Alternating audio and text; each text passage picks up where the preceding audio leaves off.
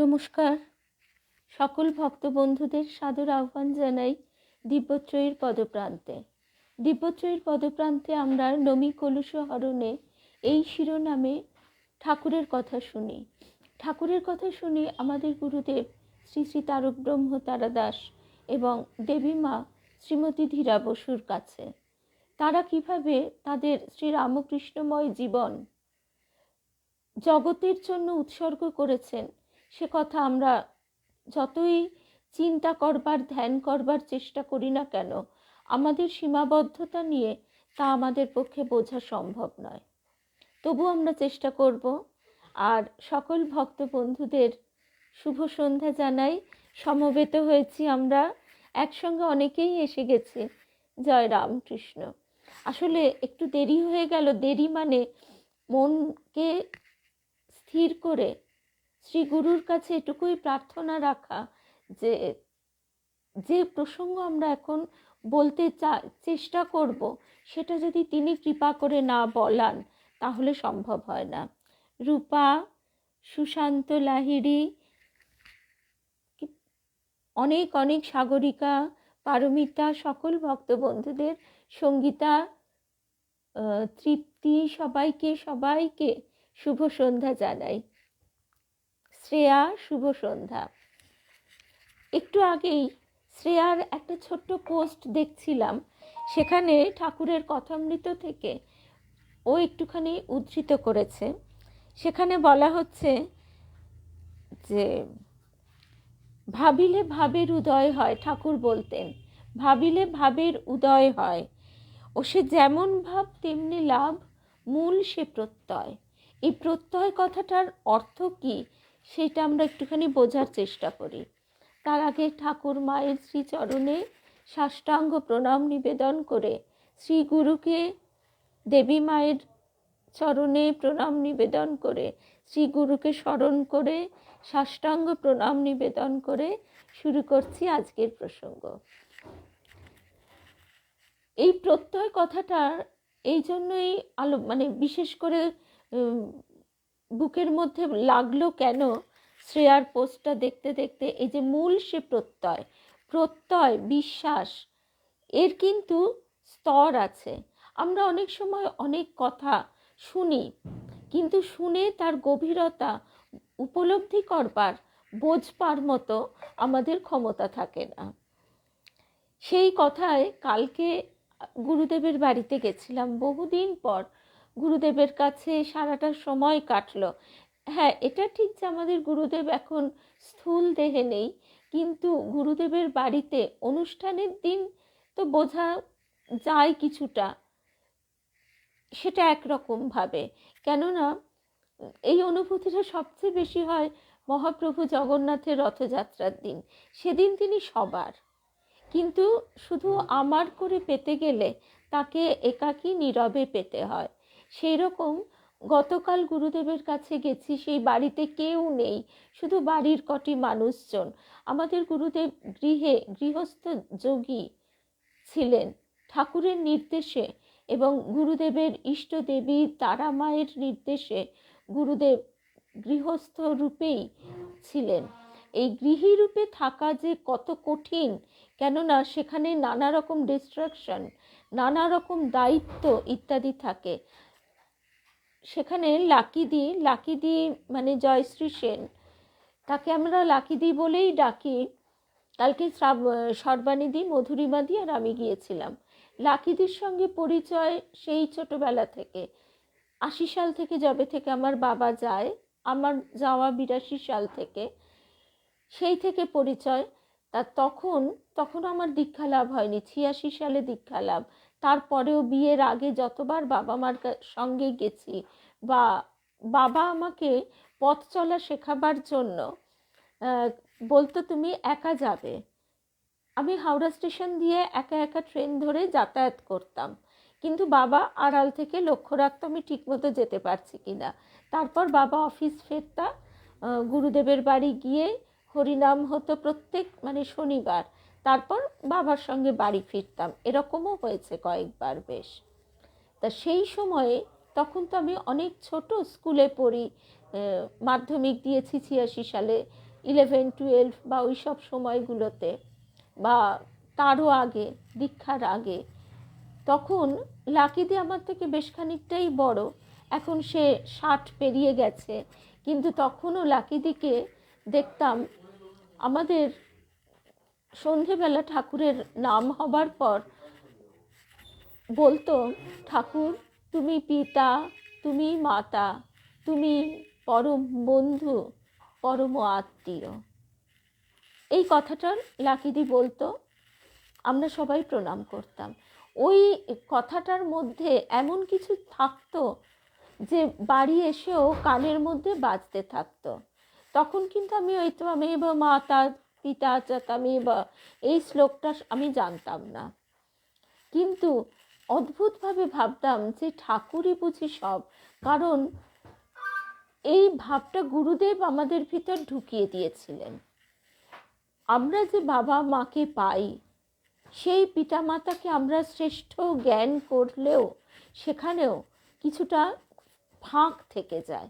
কারণ সেটাও ঠাকুরের কথা যে, বা আমরাও যে পিতামাতা হয়েছি, আমাদের ভিতরেও এই ফাঁকটা কেন থাকে, তার কারণ হচ্ছে আমাদের জীবত্বের পুটুলিটা বাঁধা থাকে পিঠে। এই জীবত্বের সীমাবদ্ধতা নিয়ে আমরা সেই জায়গায় তো পৌঁছতে পারি না।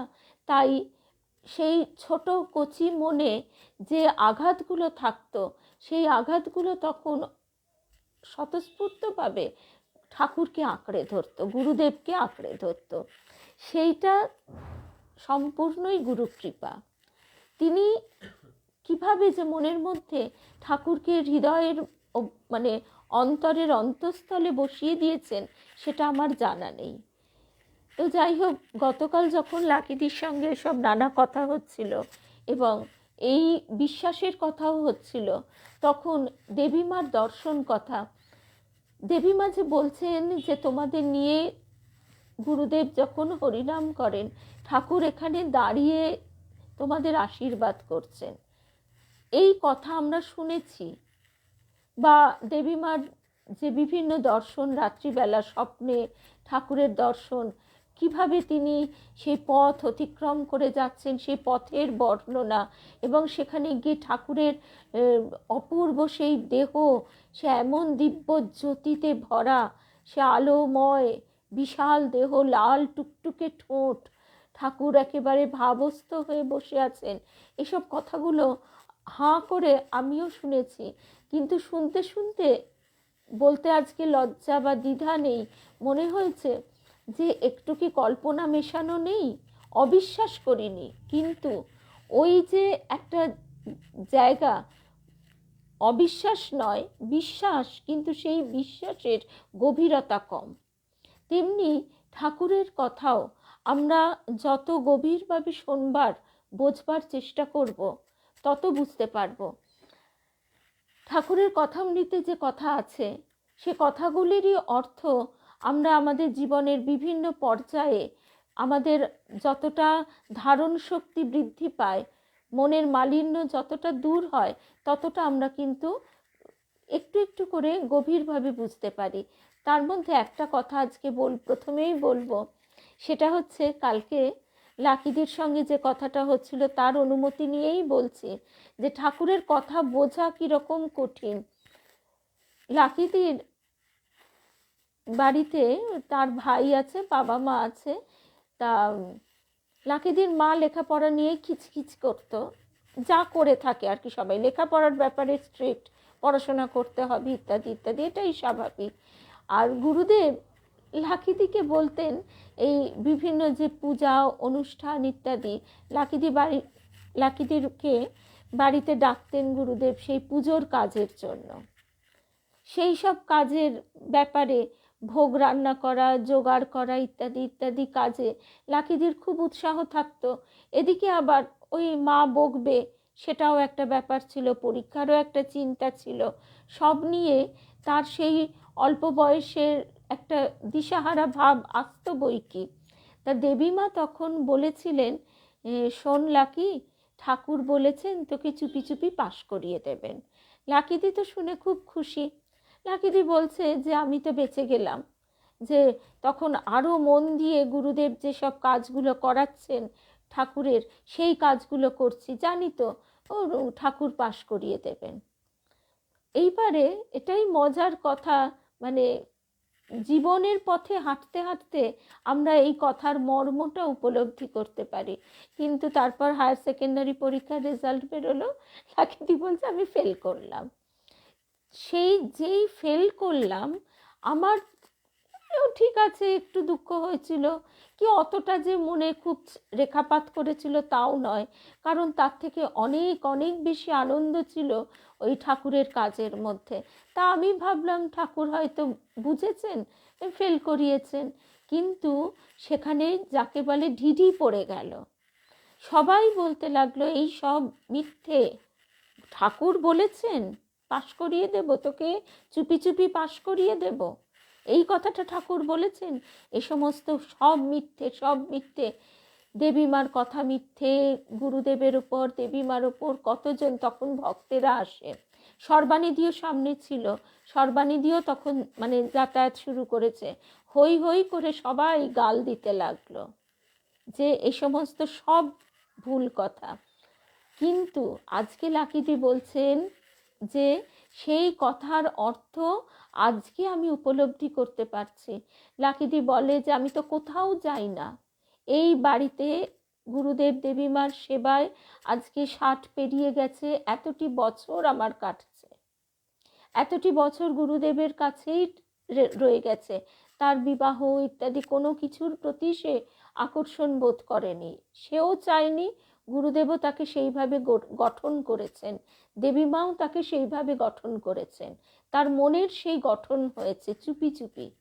ঠাকুরের যে কথা তোকে চুপি চুপি পাশ করিয়ে দেব, ঠাকুর যে বলছেন মনুষ্য জীবনের উদ্দেশ্য ঈশ্বর লাভ, এ কথাটা তো আমরা প্রথম কথা জানিই না, ছোট থেকে ছেলেপুলেকে সেটা শেখাই না, নিজেরাও জানি না, ছেলেপুলেকে শেখানোর কথা তো মাথাতেও আসে না। যদি বা একটা বয়সে গিয়ে কথাটা পড়লাম জানলাম, তাও সেটা উপলব্ধি করতে পারলাম না। ঠিক সেই ঘটনাটাই সেদিন ঘটেছিল, যে চুপি চুপি পাশ করানো মানে তাকে কোথায় উত্তীর্ণ করে দেওয়া, সেইটি ঠাকুর বলেছিলেন। কিন্তু আমরা কীভাবে লেখাপড়ায় পাশ করে যাওয়া, ভালো বিয়ে হওয়া মানে জীবনে বেশ পাশ করে গেল, ইত্যাদি ইত্যাদি। তো এই হচ্ছে, কালকে লাকিদি বলছে যে বলো কি করে আমি মানে সব কথা বলতে পারি, বলা যায় না। এই বলা যায় না এ ব্যাপারেও ঠাকুরেরই বলা কথা দেবীমার কাছে শোনা, আমাদের তার শোনবার মতন কান মন প্রাণ কিছুই নেই, কিন্তু দেবীমার মাধ্যমে তো শুনতে পেয়েছি, এটাও কম পাওয়া নয়। তো সেই দেবীমা বলছেন, ঠাকুর বলতেন যে অন্তরঙ্গ, অন্তরঙ্গ তার সঙ্গে হয় ফষ্টি নষ্টি, তার সঙ্গে আমোদ আহ্লাদ ফষ্টি নষ্টি এইসব যে হয় অন্তরঙ্গ তার সঙ্গে, আর আছে বাইরের। কীরকম? বাবু, এ কথা কিন্তু কথামৃতেও আছে একটু অন্যভাবে। বাবু তার বহিরঙ্গ, সে বহিরঙ্গে কি, সে হয়তো জমিদার কি ডাক্তার কি বড় চাকুরে যাই হোক, তার সেখানে ঠাকুর বলছেন সে বহিরঙ্গে বাবুর কাছে কত লোকজন আসছে, সেখানে পোশাক একদম ফিটফাট, সেখানে কথাও নাও খাও ঠিক আছে, ব্যাস এই পর্যন্ত। কিন্তু যখন অন্তরঙ্গ অন্দরমহলে তখন কি, সেখানে তার সঙ্গে তার সেই বাইরের পোশাক আর নেই, তখন বাবুর একদম ঘরোয়া পোশাক, বাইরের পোশাক সে খুলে ফেলেছে, এবং তার কথাতেও তার ভাবেতেও সেই ফষ্টি নষ্টি হাসি প্রণয় সব কিছু। ঠিক এই গুরুদেবের বাড়ির, এই গুরুদেবের কাছে যে ভাবটা আমরা পেয়েছি ঠাকুরকে নিয়ে, ঠিক সেই ভাবটা গৌরী মায়ের আশ্রমে মায়েদের কাছে গেলে এখনো পাই। ভবানী মা বলছেন, এই কথাটা দীপই লিখেছে মানে ফেসবুকে, দেখে আমি তো অবাক হয়ে গেছি, যে কথা দেবীমার মুখে শুনেছি ভবানী মাও ঠিক একই কথা বলছেন। ভবানী মা বলছেন যে ঠাকুরকে, ভগবানকে যদি আঁচলে বেঁধে নিতে পারো তাহলে আর কি, তাহলে আঁচলে বেঁধে নেওয়া কথাটার মানে কি? যে তার সঙ্গে সেই অন্তরঙ্গ সম্পর্ক, সেই আপনার হতে আপন সম্পর্ক। ঠাকুরের আরও একটা কথা এইরকম আছে যে সংসারে সবার সঙ্গে তুমি সবাইকে খেতে দিচ্ছ, বসতে দিচ্ছ, কিন্তু সংসারে স্বামীর সঙ্গে যে সম্পর্ক সে তো আর কারুর সঙ্গে নয়। আর তার সঙ্গে সেই সম্পর্কের কথা তুমি তো লোকে জনে জনে ডেকে ডেকে বলেও বেড়াবে না সেই প্রণয়ের কথা। ঠিক তেমনি ঠাকুরের সঙ্গেও যে অন্তরঙ্গ প্রণয়, সেই প্রণয়ের কথা তিনি যে কি দিয়েছেন, কাকে কিভাবে পূর্ণ করে দিয়েছেন, সেটা সেই জানে। সেটা সবসময় লোককে বলাও যায় না, বলা উচিতও নয়, আর বলতে গেলে সে বুঝতেও পারবে না। তো এই সব কথা কালকে যখন হচ্ছিল তখন লাকিদিকে বলেছিলাম যে তুমি একটু গুরুদেবের কথা বলো না কেন, একটু বলো না গো, আমাদের সবাই আমরা শুনবো। লাকিদি বলছে দেখ আমি কি বলবো, তখন এই কথাটা বলেছিল যে এই সব কথা কি বলা যায়? এটা ঠিক বলা যায় না। তার জীবনটাই হচ্ছে তাকে দেখে তার জীবনটাকে বোঝবার চেষ্টা করাটাই হচ্ছে মানে গুরু কৃপা কি, তার জীবনটাকে কিভাবে গড়ে দিয়েছে সেইটাই তার উত্তর। তো যেমন আরেকটা কথাও এই ভাবের কথাতে হচ্ছিল, দেবীমা সবসময় বলতেন দেখো আবেগে ভাসলে চলবে না। আবেগ জিনিসটা কীরকম? এই যে তোমরা বাজার থেকে যে শরবত কিনে আনো এরকম ফস করে খুলে যেই গ্লাসে ঢাললে, তখন ওই কাচের শিশিতে কোল্ড ড্রিঙ্কসগুলো পাওয়া যেত, যেই ঢাললে ভস ভস করে খানিকটা ফেনা পড়ে গেল। আবেগও তাই, ধারণ করার ক্ষমতাটা ভীষণভাবে দরকার। ঠাকুর বলতেন যে বড় সায়রে হাতি নামলেও টের পাওয়া যায় না। তা সেই ধারণ করবার ক্ষমতা, তা না করে আমরা যদি সামনেই একটা কিছু দেখলাম, তার মানে আর পাঁচজনে তাকে সেটা কিভাবে নেবে সেসব চিন্তা করলাম না, না করেই হাউমাউ করে বলতে থাকলাম, তাহলে সেটা স্থির হয়ে দাঁড়ায় না। তখন নানা জনের নানান বিপরীত ভাব এসে তাকে তছনছ করে দেয়। এবং এই কথাটা আমার গুরুদেবের কাছে আমি নিজেও শুনেছি, কেউ যদি তখন কোনো কুমন্তব্য করে তাতে তাতে কিন্তু পাপ হয়, অন্যায় হয়, সেটা তার কর্মফল ভোগ করতে হয়। গুরুদেব বলতেন যে আমার কথা তুই বলবি না, বললে সকলকে বলবি না। ঠিক এই কথাটা গুরুদেব বলেছিলেন, সকলকে বললে কেউ যদি ঠাট্টা করে তাহলে তোর মনে দুঃখ হবে, তোর মনে দুঃখ হলে তার ক্ষতি হবে। আজকে আমার আরেক গুরু দিদি রত্নাদিও তাই বলছিল যে মোক্ষপ্রাণা মাতাজিরও ঠিক একই কথা, গুরু দিদিও তাই বলছিল। গুরুদেব বলতেন তো যে কাউকে কারোর মনে দুঃখ দিয়ে কথা বলবে না, কারোর মনে কষ্ট দিয়ে কথা বলবে না, কারণ তার ভিতরেও তো শ্রীরামকৃষ্ণ আছেন, কাউকে আঘাত করবে না। মোক্ষপ্রাণা মাতাজি ঠিক এই কথাটা বলছেন, এইভাবে বলছেন তোমার নাম করে কেউ যদি ভগবানের কাছে কাঁদে তাহলে সে কিন্তু তার মহা মহা অন্যায় হয়। তো সেই জন্যে জীবনে চলারটা খুব বুঝে, খুব বুদ্ধি দিয়ে, বিচক্ষণতার সঙ্গে এবং নত নম্র হয়ে শরণাগত হয়ে চলতে হয়। কারণ অনেক সময় কি হয়, তার কৃপায় আমরা অর্থ পাই, ভক্তি পাই, ভালো তার প্রতি ভালোবাসা পাই, কিন্তু সেটা যদি আমরা ধরে রাখতে না পারি, তার জন্য যদি আমাদের অহংকার বৃদ্ধি পায়, তাহলে তা হিতে বিপরীত হয়।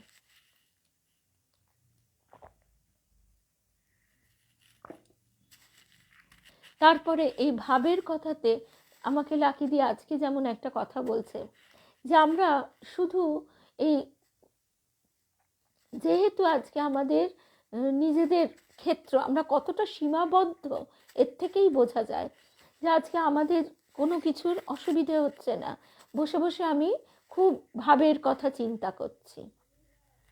কিন্তু সেই ভাবটা কতক্ষণ, যতক্ষণ আমার সব কিছু চারিপাশে ঠিক আছে, একটু এদিক থেকে ওদিক হলো, টলে গেল, তো ভক্তি বিশ্বাস ভাব সব টলে গেল।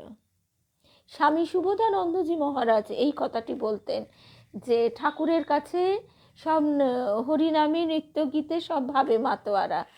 শুভদানন্দ খোকা মহারাজ, তার একটু ছেলে মানুষই ভাব ছিল, তিনি সকলকে একটুখানি চিমটি কেটে দেখতেন যে কার ভাব হয়েছে। তো এই হচ্ছে কথা। লাকিদি যেমন কথাটা বলছে যে সংসারেও প্রত্যেকটা দিকে গুরুদেবকে কেন ঠাকুর বলেছিলেন সংসারে থেকে, সংসারকে তো অস্বীকার করার উপায় নেই, সংসারের কাছে আমরা ঋণী, কারণ এই সংসার রূপ কেল্লায় থেকে তার নাম করা, এটা যে কতখানি তার সুযোগ করে দেওয়া, তার মানে কি বলবো, এটার বলবার আর কোনো ইয়ত্তা নেই। আজকে আমরা কত সময় বলি একাকিত্ব, কিছু করবার নেই, কেন সেই সময়টা তো তিনি দিয়েছেন, সেই সময়টা তো আমাকে স্ট্রাগল করতে হচ্ছে না অন্ন বস্ত্রের জন্য, তাহলে কেন আমি সেই সময় জব করছি না? আমিও করছি না। এই ভাবটা আমাদের ভেতরে নিতে হবে, কেননা সময় ফুরিয়ে যাচ্ছে, আস্তে আস্তে আমাদের এই মনুষ্য জন্মটা তো শেষের দিকে চলে যাচ্ছে। তাহলে আমি এ জন্মে কি জোগাড় করলাম? দেবীমা বলতেন তোমরা একটু টাকা পয়সা একটু পয়সা এদিক ওদিক হলে তোমরা কত হা হুতাশ করো, কত কিছু বলো, আর কত সময় যে তোমরা হারিয়ে ফেলছো সেটা তোমরা কেউ বুঝতে পারো না। তা যাই হোক, লাকিদির ওই কথাটাতে চলে আসি। বলছেন, লাকিদি বলছে যে গুরুদেব কোথা থেকে ফিরেছেন, ফিরে ঘরে ঢুকে শুনলেন যে জনতায় তখন রান্না হতো, স্টোভ, তার মানে বহুকাল আগের কথা, জনতায় রান্না হওয়া আমিও দেখিনি, অনেক বাড়িতে সে সময় হতো হয়তো, কিন্তু মানে আমাকে দেখতে হয়নি। তো সেই জনতার স্টোভের পোলতে নেই, সঙ্গে সঙ্গে গুরুদেব তেতে পুড়ে ঘরে ঢুকলেনও না, বেরিয়ে গেলেন সে পোলতে আনতে।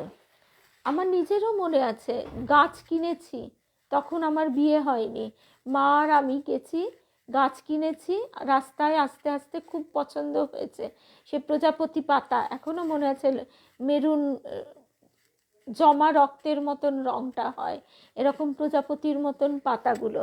এবার কিনে আমার তো হুঁশ নেই, আমি এবার চলে আসছি, ওই গাছ ফেলে রেখে চলে এসছি।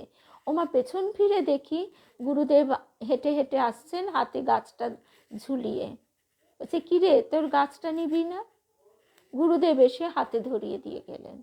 তো এই এই যে কথাগুলো আজকে যখন ভাবি, তখন এর সঙ্গে এটাও ভাবতে হয় যে আমার কর্তব্যটা কি, কর্তব্য কি যে গুরুদেব আজকে ঠাকুরের কৃপায় আমাকে যা দিয়েছেন সেই মানে পার্থিব সম্পত্তিটাই শুধু নিজে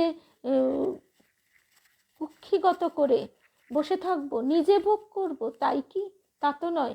তিনি যখন দিয়েছেন তখন সেটা আমি যেন সেবা কাজে লাগাতে পারি, এই বোধ, এই চিন্তা, নিজের ভোগ বা আরও একটা জিনিস যে আমরা যাদের আছে অহেতুক সেই জায়গায় দিতে থাকি আননেসেসারি, সেটারও কোনো প্রয়োজন নেই।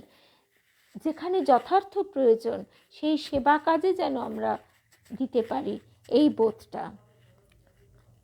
ঠাকুরের একটা কথা যেটা আজকেই আমি পোস্ট করেছি, সেই কথাটা আরেকবার যদি শুনি, রাগ ছেড়ে যাবি অনুরাগে। এই যে মানুষের কথায় কথায় রাগ, ক্রোধের মতন তো খারাপ জিনিস আর কিছু নেই। আবার অনেক সময় সাধু, তাদের যে রাগ, তাদের কাছে বকুনি খাওয়াটা কিন্তু প্রয়োজন। সাধুর রাগ জলের দাগ কথাতেই বলে, কেন? যে তাদের বকুনির মধ্যে দিয়ে হয়তো অনেক কিছু কেটে যাচ্ছে। একদিনের একটা ঘটনা, এর আগেও হয়তো বলেছি, আরেকবারও বলি। একজনের সঙ্গে আমি গেছি তার গুরুকে দেখতে। তিনি একটি কলেজে পড়াতেন, ফিলোসফি পড়াতেন। তো ফিলোসফি পড়ানোর সঙ্গে সঙ্গে তিনি দীক্ষা দানও করে থাকেন, হয়তো তার কিছু সিদ্ধাইও আছে। এই সিদ্ধাই জিনিসটি মারাত্মক, কারণ তখন যদি লোভ, অহংকার মানে রিপু জয় হলো না, অথচ আমার ভিতরে কিছু শক্তি এসে গেল, তখন তার অপপ্রয়োগে তার চূড়ান্ত অধঃপতন হয়। তো এবার সেখানে তখন আমার পুত্রের জন্ম হয়নি, আমার বিয়ের পর। এবার সেখানে আমার বন্ধুর সঙ্গে গেছি। যাওয়ার পর প্রথমত ঘটনাটা কতখানি মানে ভদ্র জনচিত নয় সেটাই শুধু বলি। তখন আমার বয়সও অতি কম, আমার বন্ধুর হয়তো 30-32 আর আমার হয়তো 26-27-28-এর মধ্যে। তা এবার আমরা দুজনে যাওয়ার পর তিনি, তার একটি পুত্র আছে, সেই প্রফেসরের পুত্রটি একটু অসামাজিক প্রকৃতির। সে তো তার হাব ভাব পোশাক আশাক সে বেরিয়ে গেল। তার স্ত্রী রয়েছেন অত্যন্ত পরিপাটি সহযোগে সেজে গুজে বসে আছেন। আর যিনি আর কি আমার বন্ধুর গুরুদেব, যিনি ওই কলেজের প্রফেসর ছিলেন, তিনি কি করছেন, তিনি দু পা ছড়িয়ে বসে আমাকে এবং ওই আমার বন্ধু যার গুরু, আমাদের দুজনকে বললেন পা টেপ। পা টিপতে বললেন। আমি তো স্তম্ভিত হয়ে আমার বন্ধুর মুখের দিকে তাকাচ্ছি, এবং সেই বলাটা এবং বসার ভঙ্গিটাও এত কদর্য কিছু মানে। আর এদিকে তখনও যেহেতু মানে আমি কি বলবো, আমি হতবুদ্ধি হয়ে গেছি। আমার বন্ধুটিও, সেও একটু অপ্রস্তুত অবস্থায় পড়েও সে আমাকে বলছে, আসলে বাবা তো একদম ছেলে মানুষের মতো। যাই হোক, কোনো রকমে তো পা টেপার মতন একটু যা হোক পায়ে হাত, কিন্তু আমার মন শুধু আমার গুরুদেবকে স্মরণ করে যাচ্ছে। কেননা এটুকু আমি বুঝতে পারছি যে এই জিনিসটা ঠিক নয়। তারপর তো যাই হোক তাদের গুরু শিষ্যতে কথাবার্তা হলো, আমি চুপচাপ বসেছিলাম। এবং যে প্রসঙ্গগুলো ছিল সে প্রসঙ্গগুলোও কিন্তু আধ্যাত্মিক প্রসঙ্গ নয়। সেটাও কীরকম, একটা লাইনেই আমার মনে আছে যে কত পুণ্য কাজ করলে কাকে কত সুন্দর দেখতে হয়, এইটি ছিল সেদিনকার বিষয়। এনিওয়ে, তারপর আমরা যখন চলে আসছি আমার একটুও প্রণাম করার ইচ্ছে ছিল না এবং করিও নি। হাত জোর করে দাঁড়িয়ে নমস্কার করার পর তিনি নিজে থেকে আমার মাথায় জপ করতে চাইলেন। তো তখন উনি যখন করছেন আমি একভাবে আমার গুরুদেবকে ডেকে চলেছি। তখন তো গুরুদেব দেহে আছেন। তারপর বাড়ি এসে আমার হাজব্যান্ডকে সব কথা বলাতে আমার হাজব্যান্ড হো হো করে হেসে বলল, ঠিক হয়েছে, আরও যে বেশি কিছু হয়নি, ঠিক হয়েছে, আরও যাও। কিন্তু আমার সেদিন সারা রাত্রি অস্বস্তিতে ঘুম হলো না, হলো না। পরদিন আমার তো বাড়িতে তখন হাজব্যান্ড আর আমার শাশুড়ি মা। পরদিন সকালবেলা গুরুদেবের কাছে দৌড়লাম। গুরুদেবের কাছে ওই একদিনই বকুনি খেয়েছিলাম। কেন গিয়েছিলি আমায় জিজ্ঞেস করলেন। আমি বললাম যে ওই গুরুদেব দেখতে। আমি তো কোনোদিন কারোর গুরুদেব দেখিনি। গুরুদেব বললেন, তুই কি লোকের স্বামী দেখে দেখে বেড়াস? আমি না শুনে সেটাতেও আমার হাসি পেয়েছিল। কিন্তু পরবর্তীকালে যখন আমরা শ্রী শ্রী রাম ঠাকুরের কথা অনুধ্যান করেছি, বা পরবর্তীকালে যখন শ্রী শ্রী রাম ঠাকুরের কথা পড়েছি, সেখানেও এই কথাটা পেয়েছি, ভাগবতে এই কথাটা আছে যে তার সঙ্গে যে সম্পর্ক, এই সম্পর্ক তো আর কোথাও নয়। তাই গুরুদেব ওইভাবে বলছেন, তুই কি লোকের স্বামী দেখে দেখে বেড়াস? তুই অন্যের গুরুদেব দেখতে গেছিস কেন? সেই তারপরে গুরুদেব বলেছিলেন, তোরা এইসব করিস বলে আমাকে কত কিছু মানে কত আঘাত পেতে হয় জানিস, সেসব তো জানিস না। তারপরে একটুখানি এরম বকুনি টকুনি দেবার পর আমি কাচুমাচু হয়ে আছি। গুরুদেব বলছেন, কিরে বকেছি বলে মন খারাপ করিসনি, এর মধ্যে দিয়ে অনেক কিছু কেটে যায়। তো এই হচ্ছে কথা। এবং আরও আশ্চর্যের কথা, আমার সেই বান্ধবী, সে কিন্তু সেই গুরুর কাছ থেকে মিশনে গীতানন্দজি মহারাজের কাছে আশ্রয় গ্রহণ করে। গীতানন্দজি মহারাজকেও কিন্তু এই সব কথা বলেছিল। গীতানন্দজি মহারাজ ওকে কৃপা করেন, কেননা ওর হয়তো ভিতরে সেই ঠাকুরকে পাওয়ার আকাঙ্ক্ষা, ভালোবাসা এটা ছিল। ঠাকুর কৃপা করেছেন, হয়তো একটা ভুল পথে চলে যাচ্ছিল, সেইখান থেকে সরিয়ে এনেছেন। তো যাই হোক, এবার আমরা আবার আমাদের কথায় চলে আসি। তো এইভাবে গুরু শক্তি রক্ষা করে, এটাই বলবার। গুরুদেব এই ঠাকুর বলছেন, কথাটা কিন্তু এই সব কথাগুলো ঠাকুরের, দেবী মার কাছে শোনা। রাগ ছেড়ে যাবি অনুরাগে, অন্তরে যোগ কর। এই যে কথাটা অন্তরে যোগ কর, তার সঙ্গে তো আমার সেই চিরকালের সম্পর্ক, চিরবন্ধু, চিরনির্ভর, তিনি একমাত্র তিনি। আমরা মানুষের উপর নির্ভর করি। কালকে লাকিদির সঙ্গে এই কথাটাও হয়েছে, ঠিক এই কথাটা, যে আমরা বহু সময় কোনো মানুষের উপর নির্ভর করি যে এ আমাকে দেখবে, এ আমাকে শেষ বয়সে দেখবে। সন্তান হতে পারে, প্রতিবেশী হতে পারে, বন্ধু হতে পারে, কিন্তু দেখা গেল কর্মক্ষেত্রে সে সরে গেছে, যে কোনো কারণেই হোক। সন্তান সে হয়তো ইচ্ছে করে নয়, সে কোনো তার এমনই ঘটনাচক্র। তাহলে আমি কার উপর নির্ভর করব? যে যথার্থ প্রকৃত ঠাকুরের উপর নির্ভর করে, ঠাকুর বন্ধুরূপে কাউকে না কাউকে সেখানে পাঠিয়ে দেন। এই কথাটা শারদেশ্বরী আশ্রমের মায়েরাও সব সময় বলেন। মায়ামা বলছেন যে দেখো, তোমরা হলে ভক্ত, এই আশ্রমের ভার তুমি তো জানো শ্রী শ্রী মা নিয়েছেন। তা শ্রী শ্রী মা এখন তো আর সশরীরে এসে দায়িত্ব ওইভাবে করেন না, এই ভক্ত তোমাদের মধ্যে দিয়ে করেন, তোমরা তার হাতের যন্ত্র। শ্রী শ্রী মা বলছেন যে এই গৌরদাসীর আশ্রমের সলতেটি পর্যন্ত যে উস্কে দেবে, তার বাধা বৈকুণ্ঠ। বৈকুণ্ঠ মানে কিন্তু স্বর্গ নয়, যেখানে স্বয়ং নারায়ণ থাকেন, পূর্ণ ব্রহ্ম নারায়ণ শ্রীরামকৃষ্ণ, তাঁর সান্নিধ্য। আর বলছেন কে? স্বয়ং আদ্যা শক্তি মহামায়া। তারপরে ঠাকুর বলছেন, পশ্চাৎ ভুলে যা, সম্মুখে এগিয়ে যা। যদি হয় অন্তরঙ্গ, তবেই পাবে গৌর সঙ্গ, অমঙ্গল হয়ে যায় মঙ্গল। কি অপূর্ব কথা! আমরা যেটাকে সামনে ভাবছি যে ভালো কিছু নয়, খারাপ হচ্ছে আমার জীবনে, এই ঘটনাটা কেন ঘটছে, এটা না ঘটা উচিত ছিল। আমার নিজের জীবনেও বলবো যে আমার নিজের জীবনেও আমার যে সমস্ত ঘটনার মধ্যে দিয়ে আমি এসেছি, সেই ঘটনাগুলি ঘটেছে বলেই আজকে ঠাকুরের কৃপাতে সেই জায়গা থেকে মনটা উঠিয়ে নিয়েছেন। ঠাকুর কৃপা করে মনটা উঠে গেছে, সেই মোহতে আর আচ্ছন্ন হয়ে থাকার জায়গাটা তিনি কেটে দিয়েছেন। তাই ঠাকুর বলছেন, অমঙ্গল হয়ে যায় মঙ্গল, শুধু যোগ, তবেই তো পড়বে প্রতিচ্ছবি। কেমন জানিস? বিপুল বন্যার মতো কৃপা বন্যা, কল্পতরু করুণা কেমন জানিস? হস্ত দিলে দেওয়ার সঙ্গে বলও দিলে। অর্থাৎ আমার হাতে একটা 10 কেজির ব্যাগ ঝুলিয়ে দিলেই তো আমি ধরে রাখতে পারবো না, সব তো পড়বে, হাতে শিরা ছিঁড়ে যাবে। তা সেই 10 কেজি ধরবার মতন শক্তিও দিলেন। তার মানে ধরে থাকার শক্তি, শক্তি ছড়িয়ে আছে।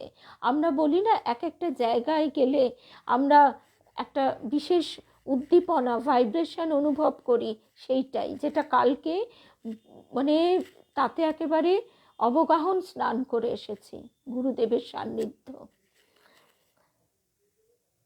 তার মানে ধরে থাকার শক্তি, শক্তি ছড়িয়ে আছে অন্তরে, পুঞ্জীভূত হলে সকল যন্ত্রগুলি এক এক করে হলো সহস্র দল। এই যে আমাদের শরীরের ভিতরে নানা চক্র, নানা ভাবের চলছে। একটা কথা আছে, আমরা অনেক সময় বলি এটা ছেড়ে দেওয়া, ওটা ছেড়ে দেওয়া। ভেতরের যখন পরিবর্তন হয়, বাইরে ছাড়গুলো আপনিই হয়, আমাদের জোর করে ছাড়তে হয় না। অন্তরে প্রকাশ হলে তবে তো বাইরে, অর্থাৎ অন্তরে যখন সেই পরিবর্তন আসবে, বাইরেও তার সেই পরিবর্তন ঘটবে। সর্বজীবে সমভাবে হেরিবে যখন, তোমার পাশেতে আমি থাকবো তখন। যাব কার গৃহে, যে পর্ণকুটিরে একটি মাত্র প্রদীপ জ্বলছে।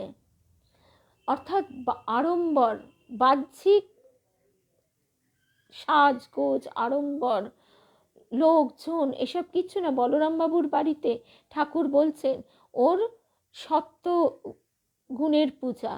বাইরে কেউ টেরই পায় না যে বাড়িতে অত রথযাত্রা হচ্ছে। সে মানে এটা আজকে ভাবলে আমাদের রোমাঞ্চ হয় যে স্বয়ং নারায়ণ, নররূপী নারায়ণ, দারু ব্রহ্ম নারায়ণকে নিয়ে লীলা করছেন। সেখানে হাজির স্বয়ং জগন্মাতা, তার পার্শ্বদরা, গোপালের মা, এরা সবাই। সর্বজীবে সমভাবে হেরিবে যখন, তোমার পাশেতে আমি থাকবো তখন। যাব কার গৃহে, যে পর্ণকুটিরে একটি মাত্র প্রদীপ জ্বলছে। নেই আভিজাত্য, আভিজাত্যের অহংকার, প্রচণ্ড অহংকার। আমরা লোককে নাকশিটকে বলি গাইয়া, বলি। নেই আভিজাত্য, নেই বিদ্বেষ, নেই ঐশ্বর্য। এনেছে দীন ভাব, সেই পর্ণকুটিরের ধারে গিয়ে বলবো, তোমার ওই প্রদীপটি নিভবে না গো, নিভবে না। জানবি যে যেভাবে হস্ত পেতেছে সে সেভাবেই নিচ্ছে। এই কথাটা আমাদের গুরুদেব আরও একটু ব্যাখ্যা করে বলতেন কীরকম, যে কৃপা বৃষ্টি তো পড়ছেই। এখন তুমি কি করবে? তুমি ঘরে দরজা জানলা বন্ধ করে রাখবে, নাকি তুমি জানলা খুলে একটু জলের ছাট নেবে, নাকি তুমি বাইরে বেরিয়ে এসে সেই কৃপা বন্যায় মানে কৃপা বৃষ্টিতে স্নাত হবে? তোমার কাছে যার যেরকম পাত্র আছে ভরে নাও। এবার সেই পাত্রটি কি? পাত্রটি তো আগে খালি করতে হবে। সেই পাত্রটি আগে নিজের নিজের ভিতরটাকে, পাত্র মানে তো নিজের অন্তর, সেই জায়গাটিকে খালি করতে হবে। তার ভিতরে যদি অহংকার রূপ আবর্জনা থাকে, উঁচু ঢিপিতে জল জমে না। ঠাকুর যে বলতেন, ভিতরটা যদি অহংকারে ষড়রিপুতে পরিপূর্ণ থাকে, তাহলে সে কৃপা বাড়ি তিনি ঢেলে দিলেও তো পরে নষ্ট হবে। ঠাকুর যে বলতেন যে সব ওই, ঠাকুর বলতেন না, মানে একসঙ্গে এতগুলো কথা মনে পড়ে যাচ্ছে, যে এক পোয়া বাটিতে কি করে 5 সের দুধ ঢেলে দেব। তারপর বলতেন, মা আর পারি নে, এত শুধু জাল দিতে দিতে ধোঁয়ায় চোখ অন্ধকার হয়ে যায়, সব ভিজে কাঠ। ঠাকুর এসব কত কত এসব বলতেন। আসলে আমরা কি করি? আমরা ওই প্রথম আজকে যে কথাটা দিয়ে শুরু করেছিলাম, যে আমরা পাশ করে যাওয়া, উত্তীর্ণ হয়ে যাওয়া বলতে আমরা তো এই পার্থিব সব কিছু অ্যাচিভমেন্টকেই বুঝে থাকি।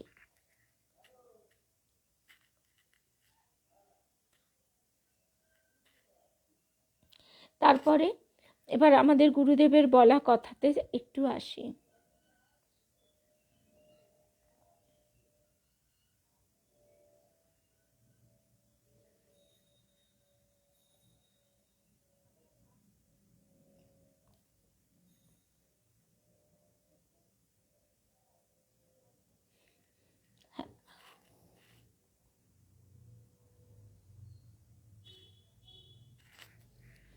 আমাদের গুরুদেব বলতেন, ঠাকুর আমার কা কা বুলি ভুলিয়ে দাও, শুধু তোমার মধুর নাম যেন মুখে ফোটে।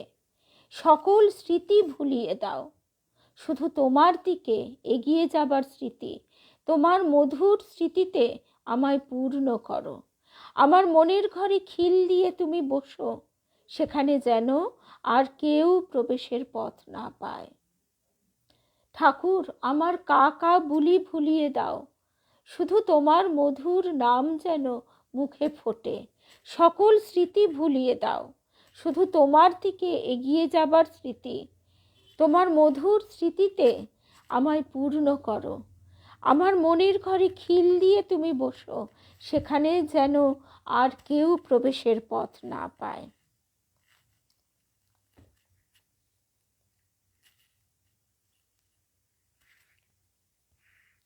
তারপরে আরেকটি কথা, এই যে কোথায় গেল,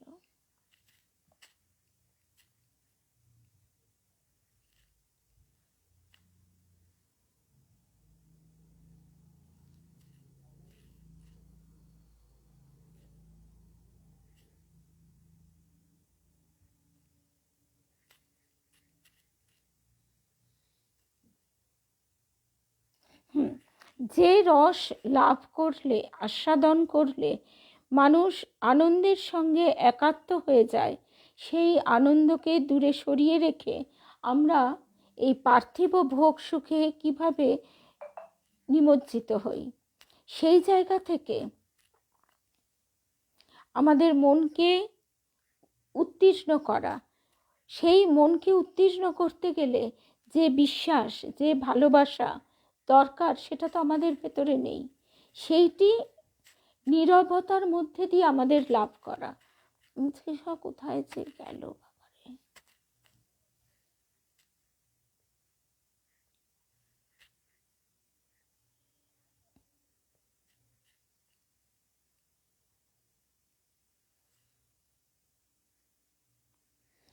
ঠাকুর বলতেন, আমি তো কাউকে বলি না, আমার কথা নাও, আমার ভাব নাও, তোমরা ইচ্ছা হয় নাও, না হয় না নাও। বললেই কি লোকে নেয়? ঠাকুর বলছেন, বললেই কি লোকে নেয়? ভালোবাসা না পেলে কেউ কারো কথা নেয় না। ভক্তেরা যে ঠাকুরের কথা নিয়েছে তা কি ভক্তেরা যে ঠাকুরের কথা নিয়েছে সেটা তিনি ঢেলে দিয়েছেন বলে নিয়েছে। ভালোবাসায় তাদের কিনে ফেলেছেন ঠাকুর। তারপর যা দুর্লভ বস্তু ভগবান, তার দর্শন করিয়ে দিয়েছেন। এও দর্শন করিয়ে দিয়েছেন যে তিনিই ভগবান। ভক্তেরা ধাঁধায় পড়ে যেত এই ভেবে, এ কি হেয়ালি, এই তো পূজারী বামুন, আর এ কি দেখছি সচ্চিদানন্দ জগদম্বা। ঠাকুর সে বলছেন, ঠাকুরের এই দর্শন কথাটা দেবীমার কাছে আমরা শুনছি। ঠাকুর বলছেন, কখন কি হবে সে চিন্তা না করে সম্পূর্ণ ভগবানের কথার ওপর নির্ভর করতে হয়। ঠাকুরের দেহত্যাগের পর বহু কষ্টের মধ্যে দিয়ে ঠাকুরের কথা ধরেই যারা এগিয়ে গেছেন, সে তাদের কথা তো আমরা জানি, স্বামীজি, তার পার্ষদরা। সেই রকম একজনের সঙ্গে দেবীমার কথা হচ্ছে। ঠাকুর বলছেন, তোর পুঁজি ছড়িয়ে দে, সে পাত্র শূন্য থাকে না, শূন্য হয় না। এ কি ওজন করা কৃপা? এ অহেতুক কৃপা।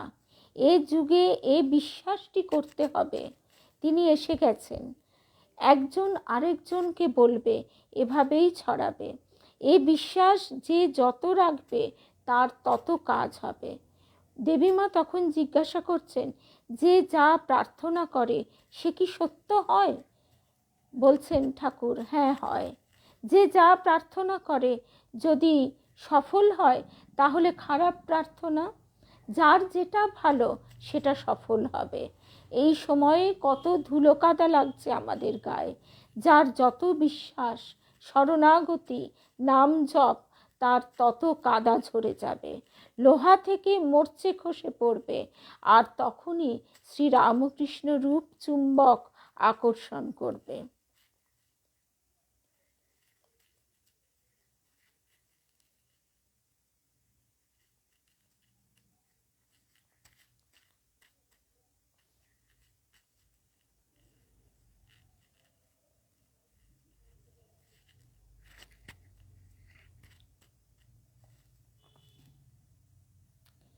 তারপরে আমাদের গুরুদেব বলছেন, ঠাকুর হলেন পরম বন্ধু।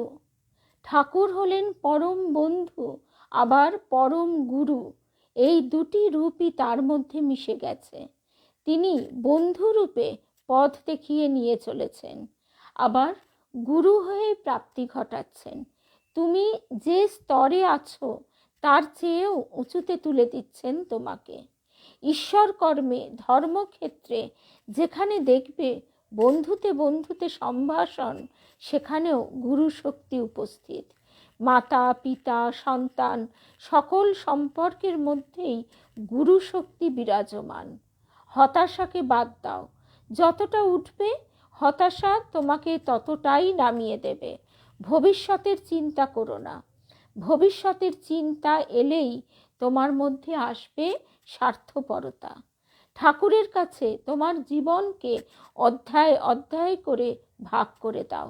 ঐকান্তিকতা, যোগ শক্তি, দৃঢ় বিশ্বাস, প্রতিটি ভাগে তাকে বসাও। দেখো, গুরুদেব বলছেন, ভক্তদের জন্যে ঠাকুর ধরেন মধুর মূর্তি। সে দর্শনে আর কিছু চাওয়ার থাকে না। চাওয়াটা যেন ভার বোধ হয়, মনে হয় তুমি যা ভালো বোঝো তাই করো।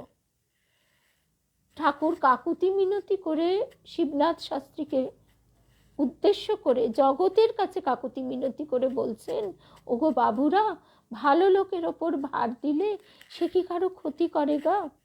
ঠাকুর তো জগৎ গুরু, তাই তিনি শিক্ষা দেন সর্বত্র। জানবে, দক্ষিণেশ্বরে তিনি যা বলে গেছেন জীবন্ত, প্রাণনিহিত। এর আবরণটাই মঙ্গল জ্যোতি। তুমি এক হাতে ধরবে, গুরুদেব বলছেন, তুমি এক হাতে ধরবে, তিনি শত হস্তে ধরবেন। এবার ঈশ্বর নিজে এগিয়ে এসেছেন, কোনো যুগে এ জিনিস হয়নি। সাংসারিক জীবনে সমস্ত কাজকর্মের মধ্যে থেকেও যাদের মন ঈশ্বরমুখী, তাদের ঈশ্বরীয় জিনিস পাইয়ে দেবার জন্যই তিনি বিশেষ ক্ষণে বিশেষ রূপ ধরেন। তোমার এই দেহ আবরণটিকেই গুরু শক্তি ভাবতে পারো, আর মন প্রাণটিকে ইষ্ট ভাবতে পারো। গুরু নাম স্মরণ করে গুরুকে অন্তরের ভালোবাসা দিয়ে সব সমর্পণ করে দাও। অমনি তোমার ভেতর থেকে আসবে এক আলাদা শক্তি, তোমাকে ভাসিয়ে নিয়ে যাবে ঈশ্বরের দিকে। জ্ঞানই হলো চালক। তারপর গুরুদেবের এই কথাটা ভীষণ প্রিয়, এ কথাটা আগেও বলেছি, আবারও এসে গেল। রথ স্বয়ং ঠাকুর, পথও ঠাকুর, আবার বিগ্রহ সেও ঠাকুর। রথের চার চাকা, ভক্তি, বিশ্বাস, নিষ্ঠা, শরণাগতি। আবার চাকাই সুদর্শন চক্র, সব বাধা কেটে নির্দিষ্ট পথে চলেছে, তার শক্তির বিকাশ ঘটছে। প্রতিটি ভক্ত অন্তরে সাড়া পাচ্ছে, তাকে শুধু ভালোবেসে আপন করে নাও। তিনি যে প্রেমের কাঙাল, তাকে যদি সত্যি সত্যি প্রেম দিতে পারো তবে সবই হবে। সেই প্রেমে থাকবে না কোনো খাদ, স্বার্থপরতার লেশ। তুমি আমার সব নিয়ে পুরোপুরি তোমার করে নাও, তুমি আমার সব নিয়ে পুরোপুরি তোমার করে নাও, এইটি হবে তোমার প্রার্থনা। গুরুদেব বলছেন, সবই ঠাকুর গুছিয়ে দেন। যা কিছু করা প্রয়োজন তিনিই করিয়ে নেবেন, যা কিছু জানার তিনিই জানিয়ে দেবেন, সব প্রশ্নের উত্তর তিনিই দিয়ে দেবেন। শুধু শুধু কি চাই? তার উপর নির্ভরতা। তাকে যদি একান্ত আপনার করে নেওয়া যায়, দেখবে তিনি ঠিক ঠিক চালাচ্ছেন। পথ সত্যিই কঠিন, আর মন তো ধৃতরাষ্ট্র, অন্ধ, লোভে মোহে অন্ধ। নইলে কি সাধে? মুনি ঋষিরা যুগ যুগ ধরে পাহাড়ে গুহায় সাধনা করেছেন, আর আমরা সংসারে থেকে সর্বদা তাকে মন দিতে পারি না। দুবার ডেকেছি, অমনি হিসাব করছি, কেন পেলুম না। শুধু পাওয়ার হিসাব, কেন আঘাত আসবে, কেন দুঃখ আসবে, আমি তো তাকে ডেকেছি। হিসাব পোষে কিছু হয় না, তার প্রতি যথার্থ ভালোবাসা এলে হিসেব আসতো না। গুরুদেব আরেকটি কথা বলছেন, এইটি আজকে আমাদের শেষ কথা। যোগের তিন রূপ, মন, ধ্যান, কর্ম। আবার ভক্তি যোগ, সবার উপরে প্রেম যোগ। মন আত্মারামে ডুব দিচ্ছে, চিৎ শক্তি যেন অপার সমুদ্র। মাঝে মাঝে জীবাত্মা সাঁতার দিচ্ছে, তাকে চালিত করছেন স্বয়ং জ্ঞানরূপী শিব। সে জ্ঞান হৃদয়কে প্রস্ফুটিত করছে, তার মধ্যে সেই প্রেমের জাগরণ। এই প্রেম কোনো কিছু কামনা করে না, নির্লোভ, কারণ তার নিজের বলে কোনো প্রয়োজন নেই, আছে শুধু অখণ্ড শান্তি। মনের মধ্যে জাগিয়ে তোলো ক্ষমা, প্রীতি। মান অভিমান হয়তো কিছু আছে, কিন্তু পরিপূর্ণ করো নিবেদনে। এই নিবেদন সম্পূর্ণ সমর্পণ বোধ আনবে তখন যখন সবার মধ্যে প্রাণ চৈতন্য স্বরূপকে অনুভব করবে, তখনই সে হবে পূর্ণ প্রেমিক। তা এবারে পূর্ণ প্রেমিক তো আর একবারেই হওয়া যায় না, তাই ওই প্রতিদিন এই চিন্তার মধ্যে দিয়ে যদি আমরা চলি, তার কাছে প্রার্থনা করি, নাথ হে প্রেম পথে সব বাধা ভাঙিয়া দাও, অন্তরে বাহিরে নিত্য তোমারই হেরিব। এই বোধে আমরা যত উঠব, তত আমরা আমাদের ভিতর থেকে এই বিদ্বেষ বিষ চলে যাবে। তাহলে আজকে আমরা এই অবধি শুনলাম। আমাদের আগামীকাল দেখা তো হবেই বেদান্ত দর্শন ফেসবুক পেজ থেকে, তবে আগামীকাল যেহেতু একটি পাঠের ব্যাপার আছে, এক ভক্ত বন্ধুর বাড়িতে, মাম বাবা ডাকছে, যেহেতু ভক্ত বন্ধুর বাড়িতে পাঠের ব্যাপার আছে, সেই হেতু আমাদের আগামীকাল বেদান্ত দর্শন ফেসবুক পেজ থেকে ভারতের সাধক প্রভু জগৎবন্ধুর কথা আমরা সকালেই শুনে নেব। আর সন্ধেবেলা তো পাঠের যাওয়ার ব্যাপার, তো আমরা সবাই সেখানে ভক্ত বন্ধুর বাড়িতে মিলিত হব। তাই আগামীকাল মনে হচ্ছে সকালবেলা আমরা 11টা থেকে 12টা প্রভু জগৎবন্ধুর অনুধ্যান শুনব। জয় রামকৃষ্ণ, জয় রামকৃষ্ণ। गुरु कृपा ही केवलम।